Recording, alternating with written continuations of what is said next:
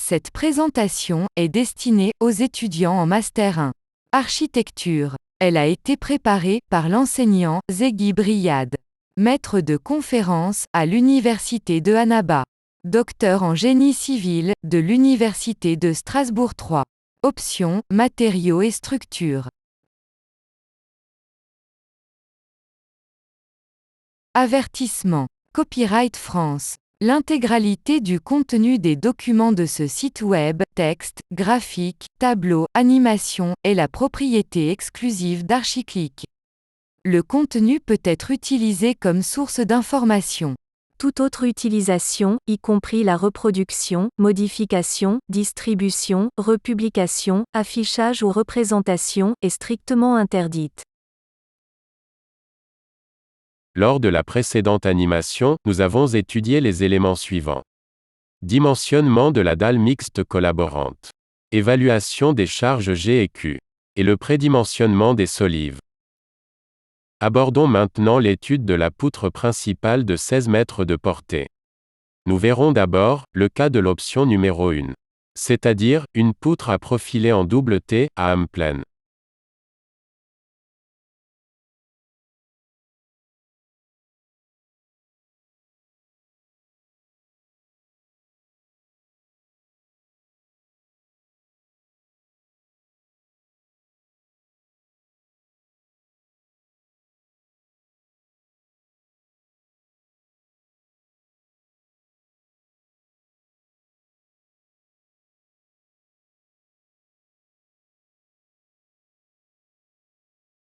Prédimensionnement des poutres principales, appelées aussi sommiers.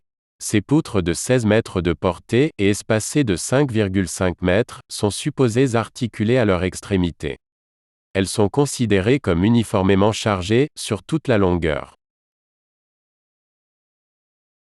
La charge linéaire répartie sous G s'écrit Q, indice G, égale 3,6 multiplié par 5,5 mètres. Égale 19,8 kN par mètre. Et la charge linéaire répartie sous Q s'écrit Q, indice Q, égale 2,5 multiplié par 5,5 mètres.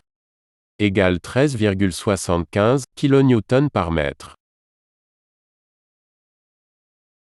Pour la vérification de la condition de résistance, on utilise la combinaison de charges à l'état limite ultime. C'est-à-dire 1,35 G et 1,5 Q. Soit Q ultime égale 1,35 par 19,8 plus 1,5 par 13,75. Q ultime égale 47,4 kN par mètre.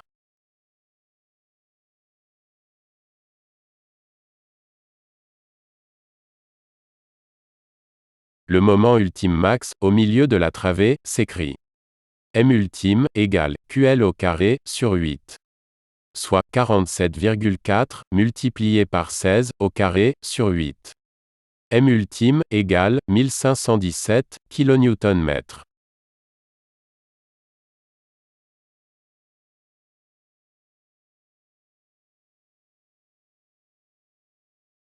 Le module de flexion dans le plan fort s'écrit WYY égale M ultime sur sigma E admissible.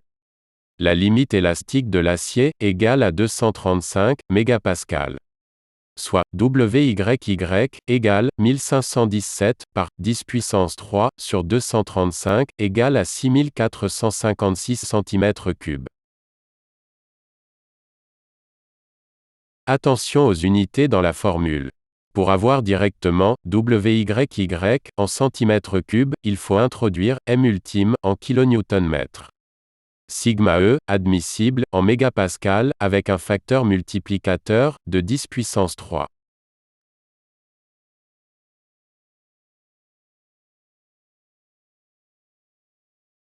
Condition de la déformation. La flèche admissible fixée par le cahier des charges est L sur 300. Avec L égale 16 mètres. Soit 16 000 mm sur 300 égale à 53,33 mm.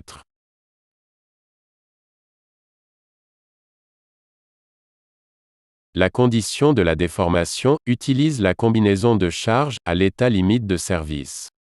C'est-à-dire, Q service égale Q indice G plus Q indice Q.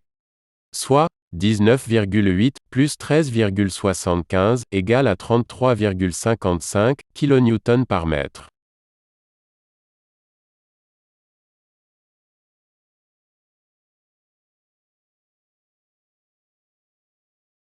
Le moment d'inertie dans le plan fort, IYY, s'écrit 6,2 multiplié par Q service multiplié par L à la puissance 4 divisé par F admissible.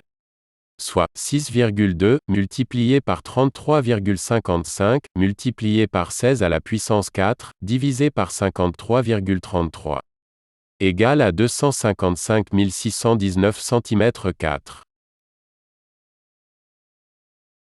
Attention aux unités dans la formule. Pour avoir directement IYY en cm², il faut introduire Q service en kN par mètre, L en mètres et F admissible en millimètres.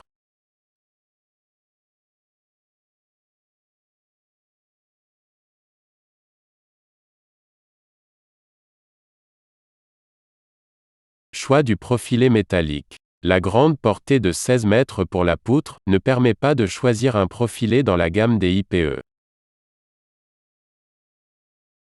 Pour cette raison, notre choix va s'orienter vers un profilé en forme de H. En effet, la grande largeur de ces ailes, ainsi que leur épaisseur, permet d'atteindre les caractéristiques demandées. Ceci, en gardant une hauteur raisonnable, pour la poutre.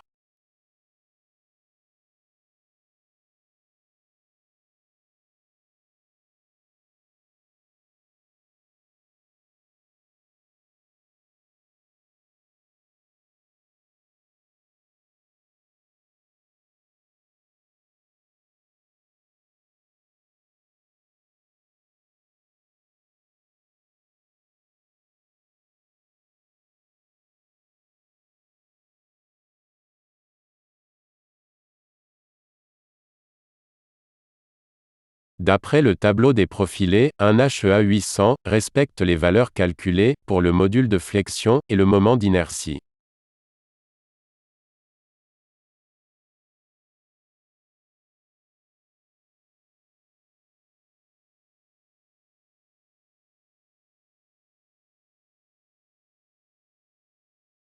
Remarque concernant la travée BC. La portée de cette poutre n'est que de 8 mètres. Il n'est pas économique de garder le même HEA 800, trouvé précédemment pour la travée à 16 mètres.